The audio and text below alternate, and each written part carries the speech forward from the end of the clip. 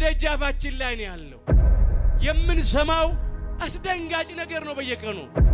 ስለዚህ ሁሉ ጊዜ ተዘጋጅተን ልንኖር ያስፈልገናል።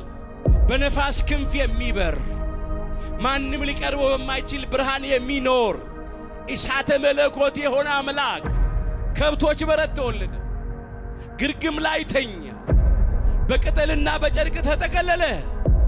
ሰቅለው እንደሚገድሉት እያወቀ ተከትሏቸው ሄደ። ቀንድ የተባለ ኃይሉ ነው፣ ስልጣኑ ነው። ከመቀጽበት ሊያጠፋቸው ይቻለው ነበረ፣ ግን በኃይሉ አላጠፋቸው። እነሱ በቁጣ ጎተቱት፣ እሱ ግን በፍቅር ተከተላቸው። አንዳንዶቻችን ግን ከፍ ስንል ወጣትነት ስንደርስ አቋርጠናል። ከዚህ ከትሑቱ በግ፣ ከዋሁ በግ፣ ከቀራንዮ በግ፣ ከእግዚአብሔር በግ፣ ከአምላካችን ከጌታችን ከመድኃኒታችን ከኢየሱስ ክርስቶስ ቅዱስ ሥጋ ክቡር ደም ተለይተናል።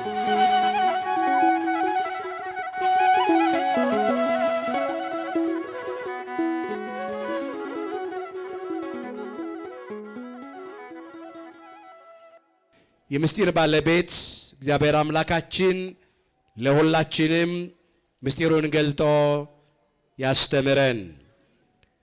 ነዋ በግዑ ለእግዚአብሔር፣ የእግዚአብሔር በግ እነሆ። የዮሐንስ ወንጌል ምዕራፍ 1 ቁጥር 29። ለዛሬ አምላካችን እግዚአብሔር እንደረዳን መጠን በሚኖረን ጊዜ የምንማርበት የትምህርታችን ርዕስ ይህ ይሆናል። ዛሬ በዚህ ርዕስ ለመማር የመረጥንበት ምክንያታችን የሐዲስ ኪዳኑን መስዋዕት ለማየት ነው። ለድነት ዓለም ለቤዛ ዓለም በሐዲስ ኪዳን መስዋዕት ሆኖ የቀረበውን የዓለምን ኃጢአት ያስወገደውንና ያስተሰረየውን የእግዚአብሔርን በግ አምላካችን ጌታችን መድኃኒታችን ኢየሱስ ክርስቶስን ለማየት ነው። አምላካችን እግዚአብሔር በነገር ሁሉ ማስተዋልን ይስጠን። ነዋ በግዑ ለእግዚአብሔር የዮሐንስ ወንጌል ምዕራፍ 1 ቁጥር 29። የእግዚአብሔር በግ እነሆ። በዚህ ስፍራ ይህንን ቃል የተናገረው መጥምቀ መለኮት ቅዱስ ዮሐንስ ነው። መጥምቀ መለኮት ቅዱስ ዮሐንስ ስለ አምላካችን ስለ ጌታችን ስለ መድኃኒታችን ስለ ኢየሱስ ክርስቶስ የመሰከረው ምስክርነት ነው፣ የተናገረው ቃል ነው። ሁላችን እንደምናውቀው አምላካችን ጌታችን መድኃኒታችን ኢየሱስ ክርስቶስ 30 ዘመን ሲሞላው በዮርዳኖስ መሃል በዮሐንስ እጅ ከተጠመቀ በኋላ መጥምቀ መለኮት ቅዱስ ዮሐንስ ስለ አምላካችን ስለ ጌታችን ስለ መድኃኒታችን ስለ ኢየሱስ ክርስቶስ የመሰከረው ምስክርነት ከገሃድ አንስቶ እስከ ዘወረደ ሰንበት ወይም እስከ አብይ ጾም የመጀመሪያው ሰንበት ያለው ወቅት ዘመነ አስተርእዮ ይባላል። አስተርእዮ የሚለው ቃል አስተርአየ ከሚለው የግዕዝ ግስ የወጣ ነው። አስተርአየ ማለትም ታየ፣ አሳየ፣ ተያየ፣ ተገለጠ ማለት ነው። አስተርእዮ ማለት መታየት ማለት ነው፣ መገለጥ ማለት ነው። አምላካችን ጌታችን መድኃኒታችን ኢየሱስ ክርስቶስ በጥምቀቱ ተሰውሮ የነበረውን ምስጢረ ሥላሴን የገለጠበት ወቅት ነው። የመጀመሪያው እሱ ነው። ሁላችን እንደምናውቀው ከቅድስት ሥላሴ አንዱ አካል አምላካችን ጌታችን መድኃኒታችን ኢየሱስ ክርስቶስ በዮርዳኖስ መሃል በዮሐንስ እጅ ከተጠመቀ በኋላ ከውሃ ወዲያ ወጣ ይላል። በማቴዎስ ወንጌል ምዕራፍ 3 ቁጥር 16 ጀምሮ የተመዘገበ ኃይለ ቃል ነው። ልክ እርሱ ከውሃ ከወጣ በኋላ ሰማያት ተከፈቱ ይላል። በሰማይ መከፈት መዘጋት ያለበት ሆኖ አይደለም። ለሰማያት መስኮቶች ደጆች ያሉት ሆኖ አይደለም። የተዘጋ ደጅ በተከፈተ ጊዜ በውስጥ ያለ ያልታየ ነገር እንደሚታይ ያልተገለጠ ነገር እንደሚገለጥ እንዲሁ ተሰውሮ የነበረ ምስጢረ ሥላሴ ተገለጠ ማለት ነው። ሰማያት ተከፈቱ። እነሆም ከቅድስት ሥላሴ አንዱ አካል እግዚአብሔር መንፈስ ቅዱስ በርግብ አምሳል ከሰማይ ሲወርድና በራሱ ላይ ሲመጣ አየ ይላል። ከዚያም እንዲህ የሚል ድምፅ ከሰማይ መጣ ይላል። ወናሁ መጻ ቃል እምሰማይ ዘይብል ዝንቱ ወልደየ ዘአፈቅር ዘቦቱ ሰመርኩ አለ። በርሱ ደስ የሚለኝ የምወልደው ለተዋሂዶ የመረጥኩበት ህልው ሆኜ ልመለክበት የወደድኩት ልጄ ይህ ነው የሚል ድምፅ መጣ። ከቅድስት ሥላሴ አንዱ አካል እግዚአብሔር አብ በድምፅ ከሰማያት መሰከረ። ምስጢረ ሥላሴ ተገለጠ። ስለዚህ ዘመኑ ዘመነ አስተርእዮ የተባለበት አንዱ ምክንያት እሱ ነው። ይህ ብቻ ግን አይደለም። የማይታይ አምላክ፣ የማይዳሰስ የማይጨበጥ አምላክ፣ ሰማይና ምድር የማይወስኑት አምላክ አካላዊ ቃል እግዚአብሔር ወልድ ከሰማየ ሰማያት ወርዶ ከቅድስተ ቅዱሳን ከድንግል ማርያም ከስጋዋ ስጋ ከነፍሷ ነፍስ ነስቶ በተዋሂዶ ከብሮ በጠባብ ደረት በአጭር ቁመት ተወስኖ በስጋ ማርያም ስለተገለጠ በዚህ ምድር በግልጽ እየተመላለሰ ስለታየ ዘመነ አስተርእዮ ተብሏል። በዚህ በዘመነ አስተርእዮ የመሰከረው ምስክርነት ነው መጥምቀ መለኮት ቅዱስ ዮሐንስ። በነጋው ይላል ዮሐንስ ኢየሱስ ክርስቶስ ወደ እርሱ ሲመጣ አይቶ እንዲህ ብሎ መሰከረ። ነዋ በግኡ ለእግዚአብሔር ዘይአትት ወያሴስል ኃጢአተ ዓለም አለ። እስቲ ከኔ ጋር በሉ የዓለምን በሉ ኃጢአት የሚያስወግድና የሚያስተሰርይ የእግዚአብሔር በግ እነሆ። ርዕሳችን ነው የእግዚአብሔር በግ እነሆ። ለምንድን ነው መጥምቀ መለኮት ቅዱስ ዮሐንስ አምላካችን ጌታችን መድኃኒታችን ኢየሱስ ክርስቶስን በበግ የመሰለው? አምላክ ሰው ነው የሆነው፣ ሰው አምላክ ነው የሆነው፣ ቃል ስጋ ነው የሆነው፣ ስጋ ቃል ነው የሆነው እንጂ አምላክ በግ አልሆነም። ግን በበግ መሰለው። ነዋ በግኡ ለእግዚአብሔር አለው፣ የእግዚአብሔር በግ እነሆ አለው። ብዙ ምክንያት አለ። ዋና ዋናዎቹን ብቻ እንመለከታለን። በመጀመሪያ አምላካችን ጌታችን መድኃኒታችን ኢየሱስ ክርስቶስን መጥምቀ መለኮት ቅዱስ ዮሐንስ በበግ የመሰለበት ምክንያት ምንድነው ስንል ትህትናውን ሲያይ ነው። በግ ትሁት ነው። አንገቱን ደፍቶ መሬት እያየ ይሄዳል። አምላካችን ጌታችን መድኃኒታችን ኢየሱስ ክርስቶስም መምህረ ትሕትና ነውና ትሕትናውን ሲያይ በበግ መሰለው። እስቲ ትሕትናውን በጥቂቱ እናንሳ። ከቅድስት ሥላሴ አንዱ አካላዊ ቃል እግዚአብሔር ወልድ ከሰማየ ሰማያት መውረዱ በራሱ ትሕትና ነው።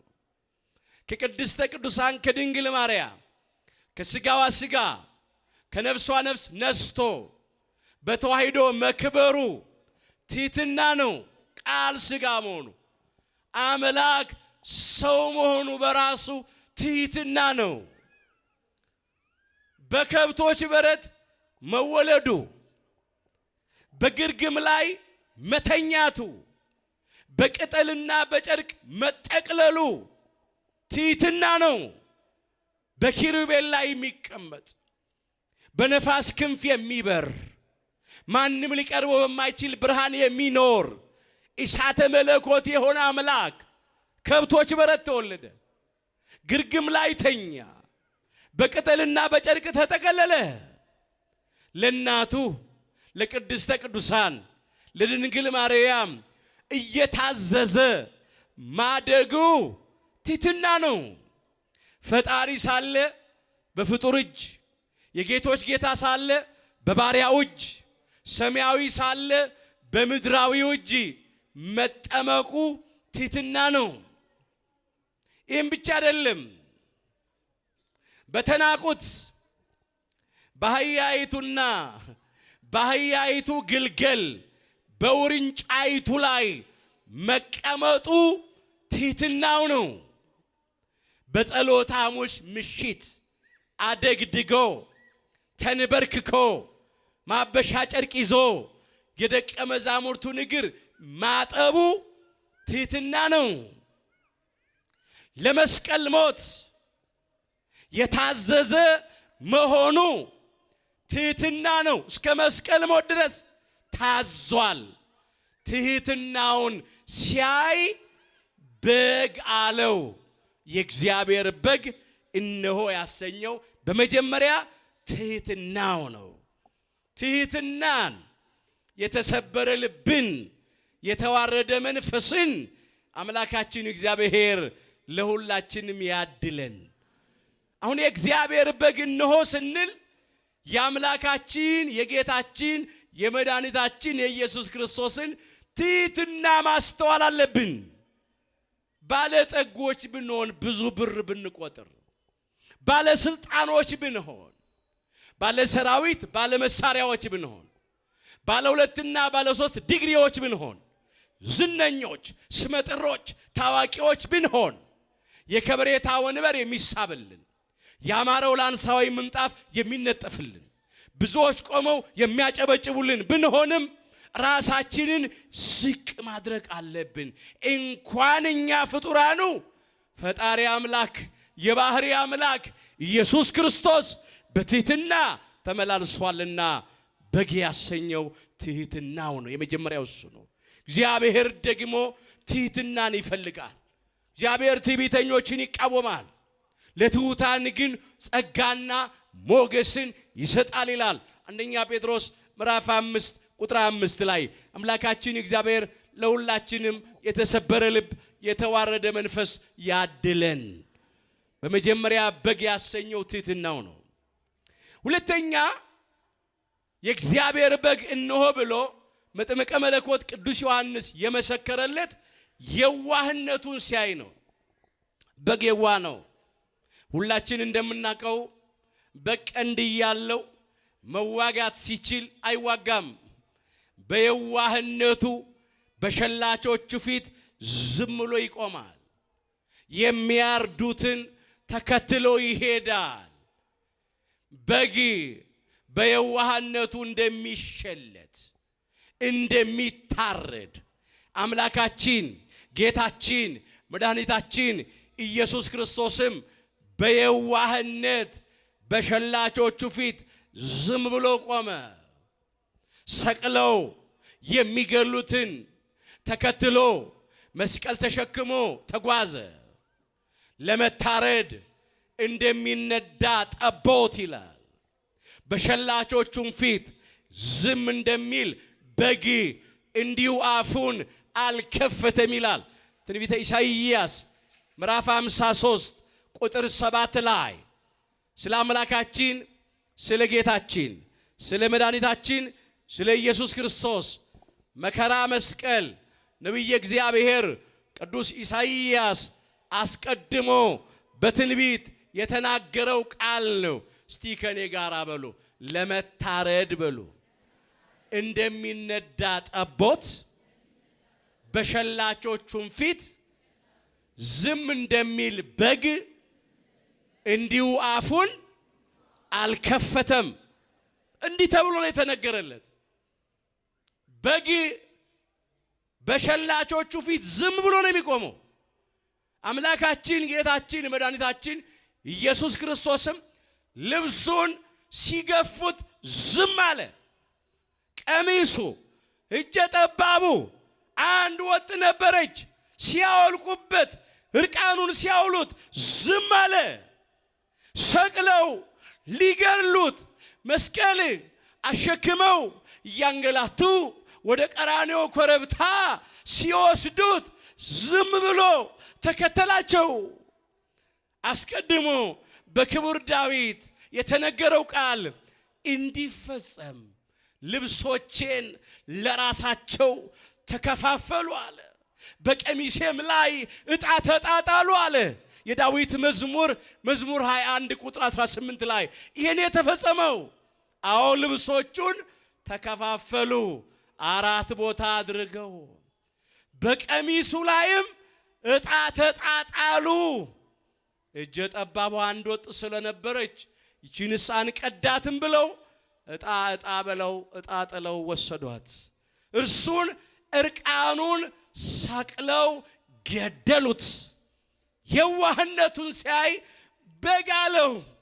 ወገኖቼ የተራቆትነውን ጸጋችንን መልሶ ሊያለብሰን ስለኛ ተራቆተ፣ ሊያከብረን ተዋረደ፣ ሊፈውሰን ቆሰለ፣ ከችንካር ሊያላቅቀን ተቸነከረ፣ ጣፋጩን ሊያጠጣን ሐሞትና ከርቤ መራራውን ቀመሰ፣ የሕይወት አክሊል ሊያቀዳጀን የሾህ አክሊል ተደፋበት። እየቆሰለ የፈወሰን፣ እየተዋረደ ያከበረን፣ እርቃኑን ውሎ ጸጋውን ያለበሰን አምላካችን ጌታችን መድኃኒታችን ኢየሱስ ክርስቶስ ምን ከፍለው ምንም ነገር ስለሌለ ክብርና ምስጋና ይግባው። በደንብ አድርገን እናመስግን። የዋህነቱን ሲያይ በግ አለው። ከኔ ተማሩ አለ፣ እኔ የዋህ በልቤም ትሁት ነኝና አለ። የማቴዎስ ወንጌል ምዕራፍ 11 ቁጥር 29 ላይ እስቲ ከኔ ጋር በሉ፣ ከኔ በሉ ተማሩ፣ እኔ የዋህ በልቤም ትሁት ነኝና። ይሄው ከቃል ይልቅ ተግባር ይሰብካል። ትህትናውን በትህትና ከጽንሰት አንስቶ እስከ ስቅለት ድረስ ተጉዞ አሳየ። የዋህነቱን ልብሱ ተገፎ እርቃኑን ውሎ በዕለተ ዓርብ በቀራንዮ መስቀል ላይ ተሰቅሎ የዋህነቱን አሳየ። ከቃል ይልቅ ተግባር ይሰብካል። ከኔ ተማሩ፣ በቃል ብቻ አይደለም የሰበከው። ከኔ ተማሩ እኔ የዋህ በልቤም ትሁት ነኝ አለ። እንደዚህ የዋህነትን አምላካችን እግዚአብሔር ለሁላችንም በቸርነቱ ያድለን። ሁሉን አዋቂ አምላክ እኮ ነው። በየዋህነት ግን ልብሱን ሲገፉት፣ ቀሚሱን ሲያወልቁ፣ አይኑን በጨርቅ ሸፍነው ሲዘብቱበት፣ ራሱን በመቃ ሲደበድቡት፣ ምራቃቸውን ጢቅ እያሉ ሲተፉበት፣ ስጋው አልቆ አጥንቱ በረዶ እስኪመስል ደሙ እየነጠበ ሲገርፉት ዝም አለ። ይሄ የዋህነቱ ነው። ሚገርም ዝምታ ነው። በየዋህነቱ ነው ያደረገው። የዋህነቱን ሲያይ በግ አለው።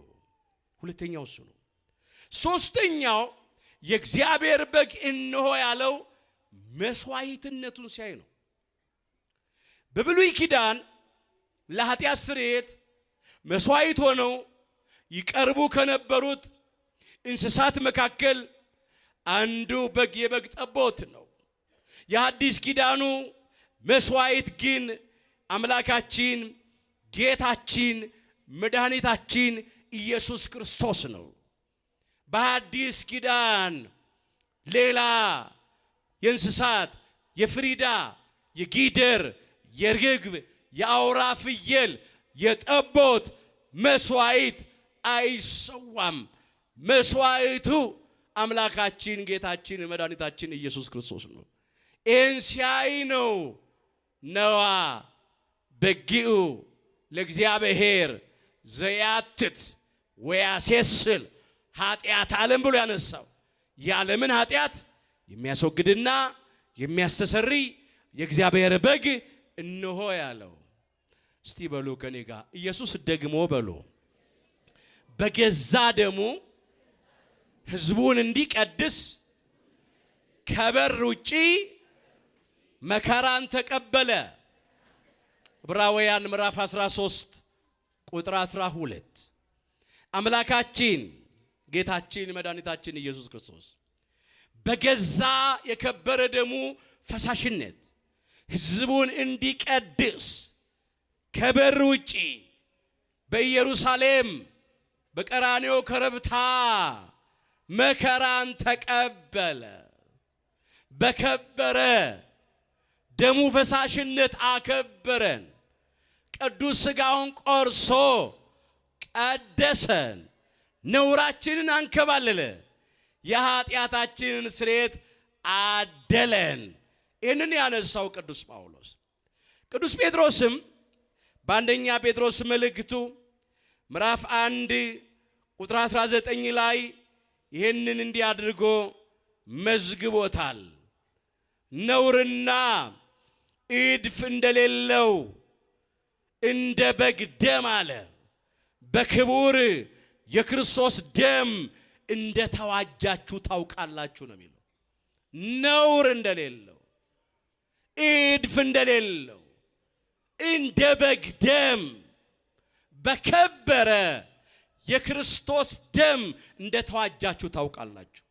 ነውር የሌለበት እንከን የማይወጣለት ነቀፋ የማይገኝበት አምላክ ነዋ።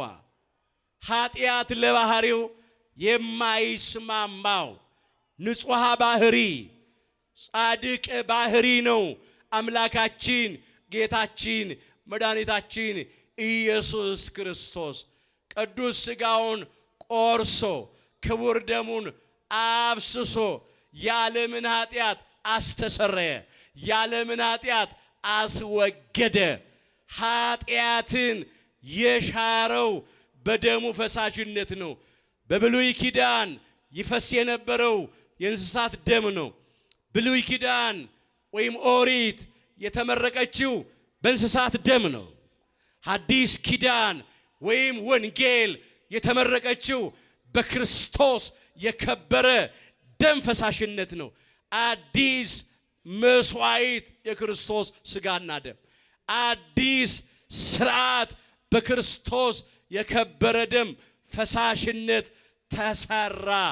ይህ ነው የእግዚአብሔር በግ ብሎ ያሰኘው።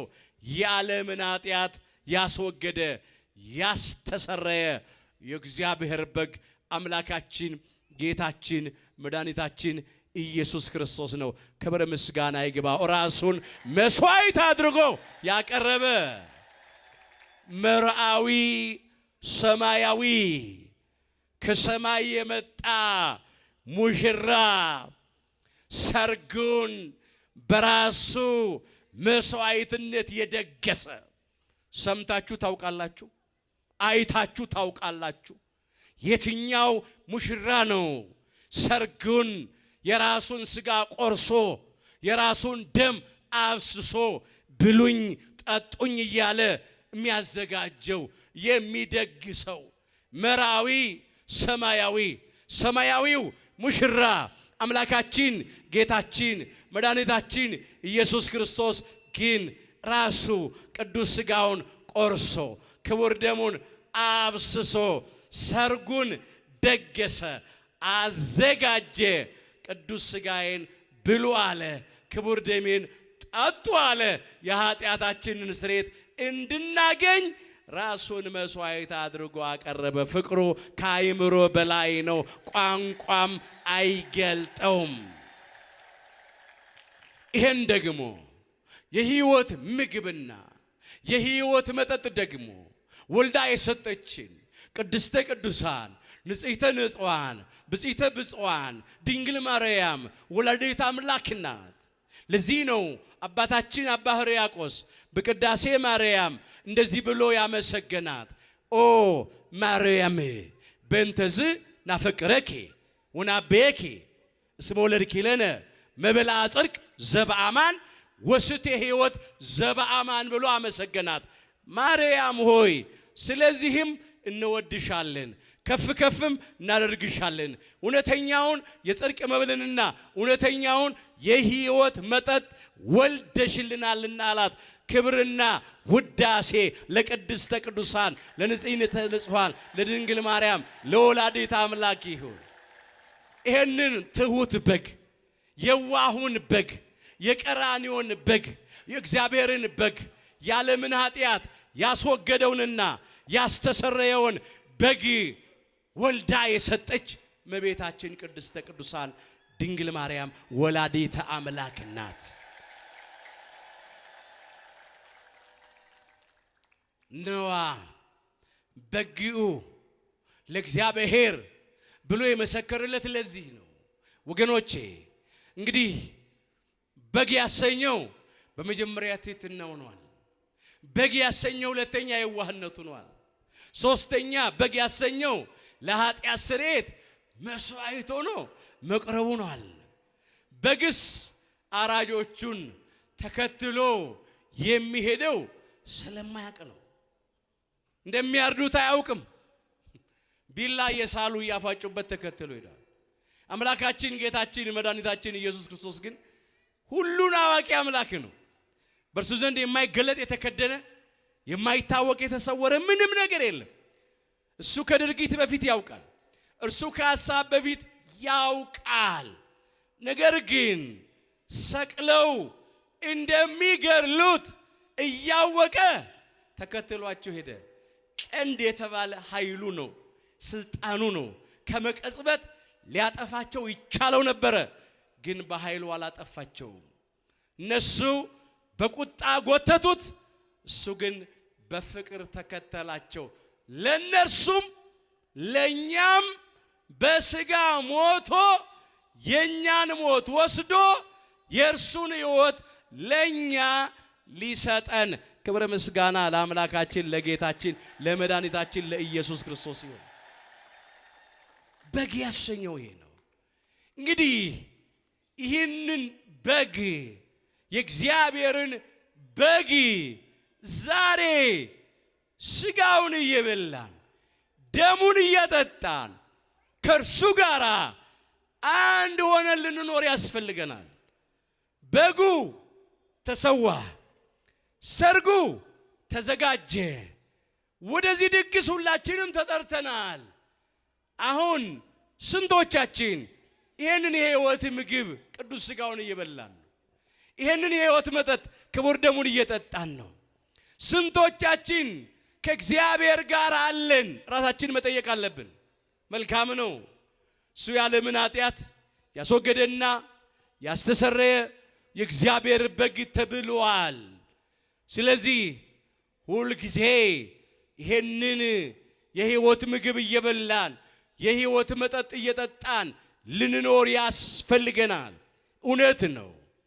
እኛ ክርስቲያኖች የኢትዮጵያ ኦርቶዶክሳዊ ተዋሕዶ ልጆች ወንዶቹ በ40 ቀን ሴቶቹ በ80 ቀን ከማኅፀነ ዮርዳኖስ ከጸጋ መንፈስ ቅዱስ ዳግም በጥምቀት በተወለድን ጊዜ በሜሮን በከበርን ጊዜ የአምላክን ቅዱስ ሥጋ በልተናል፣ ክቡር ደሙንም ጠጥተናል። እግዚአብሔርን በልጅነት ክብር አይተናል፣ ለመንግሥተ ሰማያት ክብር ታጭተናል። አንዳንዶቻችን ግን ከፍ ስንል ወጣትነት ስንደርስ አቋርጠናል። ከዚህ ከትሁቱ በግ ከዋሁ በግ ከቀራንዮ በግ ከእግዚአብሔር በግ ከአምላካችን ከጌታችን ከመድኃኒታችን ከኢየሱስ ክርስቶስ ቅዱስ ሥጋ ክቡር ደም ተለይተናል። በዓል በመጣ ቁጥር የምንጋፋው ዳር የሚሆነውን የበግ ሥጋ የዶሮ ሥጋ የፍየል ሥጋ የበሬ ሥጋ ለመብላት ነው። እሱ የዘላለም ሕይወት አይሰጥም። እሱ ለቁመተ ሥጋ ብቻ ነው። ነገር ግን የሕይወት ምግብ የሆነውን ቅዱስ ሥጋውን ክቡር ደሙን መቀበል አለብን። አሁን ከኛ ያልተቀበለ የለም። የተቀበለ ማን ነው ብዬ አልጠይቅም። ያልተቀበለ ክርስቲያን የለምና። ግን ያቋረጠ ማን ነው ብል በእርግጠኛ ብዙ ሰዎች ታወጣላችሁ። አቋርጠናል። ከሥጋ ወደሙ ርቀናል፣ ተለይተናል። ወገኖቼ ቅዱስ ሥጋውን ካልበላን ክቡር ደሙን ካልጠጣን በራሳችን ሕይወት የለንም። ዘበላ ሥጋዬ ወሰቴ ደሜ በሕይወት ዘለዓለም ነው ያለው አምላካችን ጌታችን መድኃኒታችን ኢየሱስ ክርስቶስ። ሥጋዬን የበላ ደሜንም የጠጣ የዘላለም ሕይወት አለው። የዮሐንስ ወንጌል ምዕራፍ 6 ቁጥር 54 ላይ በእውነት አስቀድሞ ሞት የመጣብን የዕፀ በለስን ፍሬ በመብላት ምክንያት ነው። በልተን እንደሞትን የበለስን ፍሬ ቅዱስ ሥጋውን በልተን ክቡር ደሙን ጠጥተን የዘላለምን ሕይወት እንድናገኝ የዋሁ በግ ትሁቱ በግ የቀራንዮ በግ የእግዚአብሔር በግ ሥጋውን ቆርሶ ብሉኝ አለ። ደሙን አፍስሶ ጠጡኝ አለ። ያለ ቅዱስ ሥጋው ያለ ክቡር ደሙ የዘላለም ሕይወት ስለሌለን ዘበላ ሥጋዬ ወሰቴ ደሜ በሕይወት ዘለዓለም ወአነ አነስኦ በዳህሪት ዕለት አለ። እኔም በኋለኛይቱ ቀን አነሳዋለሁ አለ። በትንሣኤ ዘጉባኤ በፍርድ ቀን በመጨረሻው ቀን አነሳዋለሁ አለ። የሁላችንን ትንሣኤ የክብር ያድርግልን። የክብር ትንሣኤ የሕይወት ትንሣኤ ለመነሳት ሥጋውን መብላት ደሙን መጠጣት እሱ ብቻ አይደለም። እንዲህም አለ እስመ ሥጋዬኒ መብላ ጽድቅ ዘበአማን ውእቱ ወደሜኒ ስተ ሕይወት ዘበአማን ውእቱ ነው ያለው። ሥጋዬ እውነተኛ የጽድቅ መብል ነውና አለ። ደሜም እውነተኛ የሕይወት መጠጥ ነውና አለ። ህብስቱ ተለውጦ ነፍስ የተለየው መለኮት የተዋሃደው የአምላክ ቅዱስ ሥጋ ይሆናል። ወይኑ ተለውጦ ነፍስ የተለየው መለኮት የተዋሃደው የአምላክ ክቡር ደም ይሆናልና ሥጋዬ እውነተኛ የጽድቅ መብል ነው፣ ደሜም እውነተኛ የሕይወት መጠጥ ነው ያለው። ስለዚህ ዕለት ዕለት በቅዳሴው ጊዜ እየተዘጋጀ የሚቀርብልንን የሕይወት ምግብ ቅዱስ ሥጋውን መብላት የሕይወት መጠጥ ክቡር ደሙን መጠጣት ይገባናል። ይህም ብቻ አይደለም፣ በጠላት በዲያብሎስና በሰራዊቱ ላይ ድልን የምንቀዳጀው ሥጋውን ስንበላ ደሙን ስንጠጣ ነው። ዲያብሎስ አዳምና ሔዋንን ድል ያደረጋቸው በመብል ምክንያት ነው። በመብል ምክንያት ተሸንፈን ነበረ። በዕፀ በለስ ፍሬ ምክንያት በልታችሁ በጠላት በዲያብሎስ እንደተሸነፋችሁ ደግሞ ብሉና ጠላት ዲያብሎስን ድል አድርጉ ብሎ ክርስቶስ ቅዱስ ሥጋውን ቆርሶ ሰጠን። ክቡር ደሙን አፍስሶ ሰጠን። በልተን እንድናሸንፍ ክቡር ደሙን ጠጥተን እንድናሸንፍ ማለት ነው። አሁን እንዲህ ተብሎ እንደተጻፈ እክል ያጸን ኃይለ ሰብ ይላል። እህል የሰውን ጉልበት ያጸናል፣ ያጠነክራል። የዳዊት መዝሙር 103 ቁጥር 15 ላይ ለጊዜው እህል የተባለ ምግበ ሥጋ እንጀራ ጉልበትን ያጠነክራል፣ ኃይል ይሰጣል፣ ጽናትን ያድላል፣ ያበረታል። እሱ ብቻ ግን አይደለም። እህል የተባለ የሕይወት እንጀራ የእግዚአብሔር ቃል ነፍስን ያጸናል፣ ያጠነክራል። ሃይማኖትን እንድናጸና፣ ምግባርን እንድናቀና፣ በአምልኮተ ጣዖት በጥርጥር በክህደት እንዳንጠፋ ጸንተን እንድንኖር እክል ያጸና ኃይለ ሰብ እህል የሰውን ጉልበት ያጠነክራል። እህል የተባለ የሕይወት እንጀራ የእግዚአብሔርን ቃል ነው። ሲሽታ ለነፍስ ቃል እግዚአብሔር ውእቱ እንዳለ ሊቁ አምላካችን እግዚአብሔር ከሕይወት ምግብ ከሕይወት እንጀራ ከቅዱስ ቃሉ ሁላችን አይለየን። ሌላው እክል ያጸና ኃይለ ሰብ ያለው ቅዱስ ሥጋውን ነው። ቅዱስ ሥጋው እነሆ የሰውን ጉልበት የነፍስን ጉልበት ያጠነክራል፣ ያጸናል ማለት ነው። ኃይለኞች፣ ድል አድራጊዎች፣ አሸናፊዎች መሆን የምንችለው ሥጋውን ስንበላ ነው፣ ደሙን ስንጠጣ ነው። ለእመ እግዚአብሔር ምስሌነ መኑ ይክለና አለ ቅዱስ ጳውሎስ።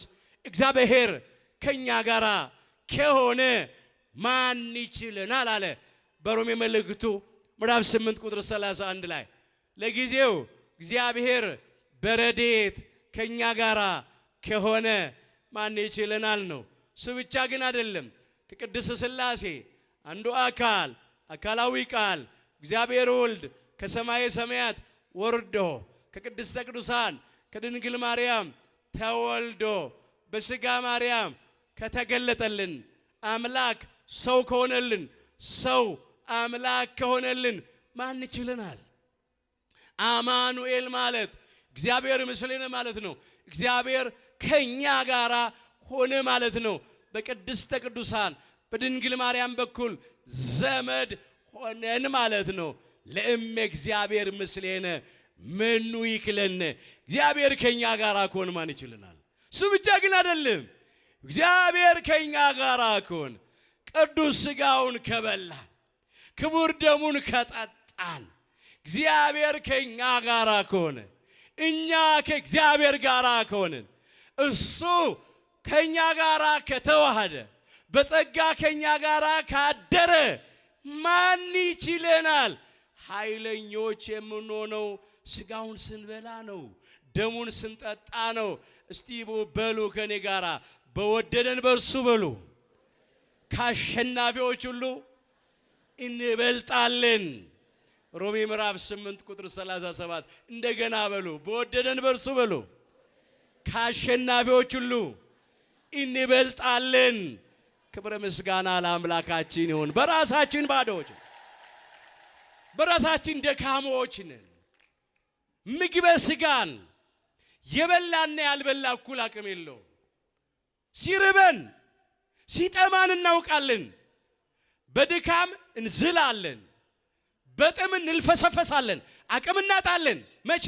ካልበላን ካልጠጣን ድካም ይጫጫነናል። በጾም ጊዜ እናውቀዋለን። ምግበ ሥጋ ስናጣ እንኳን እንዴት ነው አቅመ ቢሶች ምን ሆነው። ምግበ ነፍስ ደግሞ ቅዱስ ሥጋውን ስንበላ ክቡር ደሙን ስንጠጣ ኃይለኞች ነው ምን ሆነው። እባካችሁ አትጠራጠሩ፣ እባካችሁ አትፍሩ። ሥጋው ደሙን ተቀብዬ ብበድልስ ኃጢአት ብሰራስ ዲያብሎስ ቢያሸንፈኝስ አትበሉ። ለምን? ከኛ ጋራ ያለው ከዓለም ጋር ካለው ከዲያብሎስ ይበረታል። የአሸናፊዎች አሸናፊ ነው። የኃያላን ኃያል ነው። የአማልክት አምላክ ነው። የጌቶች ጌታ ነው። በባህሪው ሞት የሌለበት በመንግስቱ ሽረትና እልፈት ለውጥ የሌለበት የዘላለም አምላክ ነው። እሱን ከያዝን ከሱ ጋር ከሆንን ድል ነሺዎች ነው ምን ሆነው፣ አሸናፊዎች ነው ምን ሆነው። ስለዚህ ሥጋው ደሙን መቀበል ኃይልን በሚሰጠኝ በክርስቶስ ሁሉን ይችላለሁ። ኃይል ነው የሚሆነን። ኃይል ለመቀበል ነው ሥጋው ደሙን የምንቀበለው፣ ኃይል ለማግኘት። እየፈራን ወደ ኋላ እናፈግፍግ። ሌላ በበበል ምክንያት ከእግዚአብሔር ተለየን፣ ከገነት ወጣን። ሥጋውን ስንበላ ደሙን ስንጠጣ ከእግዚአብሔር ጋር አንድ እንሆናለን። ወደ እግዚአብሔር ርስት ወደ መንግሥተ ሰማያት እንገባለን። ያለ እርሱ ምንም ነገር የለም። የሺ ፍልጥ ማሰሪያው ልጥ ይላሉ አበው። ብንጾምም ብንጸልይም ብንሰግድም ብናስቀድስም ብንሰብክም ብንዘምርም ተአምራት ብናደርግም ብንመጸውትም በጎ ሥራ ብንሰራም ትሩፋት ብናደርግም ስጋውን ካልበላን ደሙን ካልጠጣን በራሳችን ሕይወት የለንም። አልተሰጠንም እንጂ እስከ ሶስተኛው ሰማይ ብንነጠቅ ከአንድም 72 ቋንቋ ብንናገር እንደ ቅዱስ ጳውሎስ ጸጋችን ለልብሳችን ቢተርፍ እንደ ሊቀ ሐዋርያት ቅዱስ ጴጥሮስ ጸጋችን ለጥላችን ቢተርፍ ስጋውን ካልበላን ደሙን ካልጠጣን በራሳችን ሕይወት የለንም። ነዋ በግዑ ለእግዚአብሔር የእግዚአብሔር በግ እነሆ አለ መጥምቀ መለኮት ቅዱስ ዮሐንስ ሲመሰክርለት። ስለዚህ ይሄንን ትሁት በግ የዚህን የዋህ በግ የዚህን የቀራንዮ በግ የዚህን የእግዚአብሔርን በግ የአምላካችን የጌታችን የመድኃኒታችን ኢየሱስ ክርስቶስን ቅዱስ ሥጋውን እየበላን ክቡር ደሙን እየጠጣን ለዘላለም በሕይወት እንድንኖር አምላካችን በቸርነቱ ሁላችንን ይርዳን። ወደሙ ለኢየሱስ ክርስቶስ ያነጻሃነ እምኩሉ ኃጣዊነ ነው የሚለው። የኢየሱስ ክርስቶስ ደም ከኃጢአታችን ሁሉ ያነጻናል ይላል አንደኛ ዮሐንስ ምዕራፍ 1 ቁጥር 7 ላይ የኃጢአታችንን ስርየት የምናገኘው ከኃጢአት ኢድፍ የምንነጻው ከርኩሰት የምንቀደሰው ክቡር ደሙን ስንጠጣ ቅዱስ ሥጋውን ስንበላ ነው። እባካችሁ የበይ ተመልካቾች አንሆን።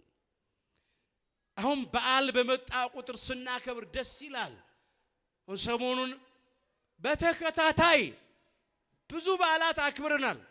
በተለይ ይሄ ጥር በዓላት በብዛት ያሉበት ወቅት ነው። በቤተክርስቲያናችን የአደባባይ በዓላት በስፋት አሉበት፣ ደስ ይላል።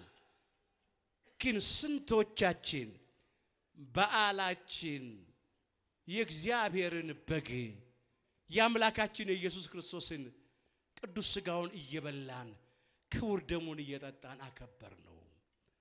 በዓሉ ትርጉም የሚኖረው ሥጋውን እየበላን ደሙን እየጠጣን ስናከብረው ነው።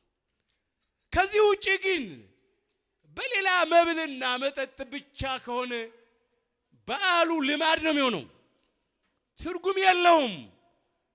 ብዙ ጊዜ የምንገኘው ሌላ ቦታ ነው። በእኛ ዘንድ ይሄ አይደረግ። አሁንም እባካችሁ እናስተውል። ጊዜው አጭር ነው። ወጥቶ መግባት የለም፣ ተቀምጦ መነሳት የለም። እድሜያችን ከሸማኔ ሞርወሪያ ይልቅ እየቸኮለ ነው። ከሚሮጥ ሰው ይልቅ እየፈጠነ ነው። አሁን ታይቶ ኋላ የሚጠፋ እንፋሎት ነው። የጠዋት ላይ ጤዛ ነው ሕይወታችን። ተሰባሪ ሸክላዎች ነን። የመስከረም የጥቅምት አደይ አበባዎች ነን። ዳር ላይ የለም፣ ታይሳስ ላይ የለም። አሁን የለም፣ አበባው ጠውልጓል፣ ደርቋል፣ ረግፏል። የኛም ሕይወት እንደዚህ ነው። ሞት እደጃፋችን ላይ ነው ያለው። የምንሰማው አስደንጋጭ ነገር ነው በየቀኑ። ስለዚህ ሁል ጊዜ ተዘጋጅተን ልንኖር ያስፈልገናል። ራሳችንን ከሕይወት ምግብ ከቅዱስ ሥጋው ከሕይወት መጠጥ ከክቡር ደሙ ከልክለን ልንመላለስ አይገባንም። በተሰጠን ጊዜ ሃይማኖታችን አጽንተን ምግባራችንን አቅንተን ለንስሐ የሚገባ ፍሬ አፍርተን እንደ ቸርነት ነው እንጂ እንደ በደላችን አይሁን ብለን በተሰበረ ልብ በተዋረደ መንፈስ በትሕትና ሆነን ወደ ሕይወት ምግብ ወደ ቅዱስ ሥጋው ወደ ሕይወት መጠጥ ወደ ክቡር ደሙ እንቅረብ። ያን ጊዜ አምላካችን የዘላለምን ሕይወት ያድለናል። ሥጋው ደሙን እየተቀበልን ያለነውን አምላካችን እግዚአብሔር እስከ መጨረሻ ቅታ ድረስ ያጽናን። ከቅዱስ ሥጋው ከክቡር ደሙ ርቀን ያለነውን እግዚአብሔር በሰጠን ዕድሜ ለንስሐ ያብቃን።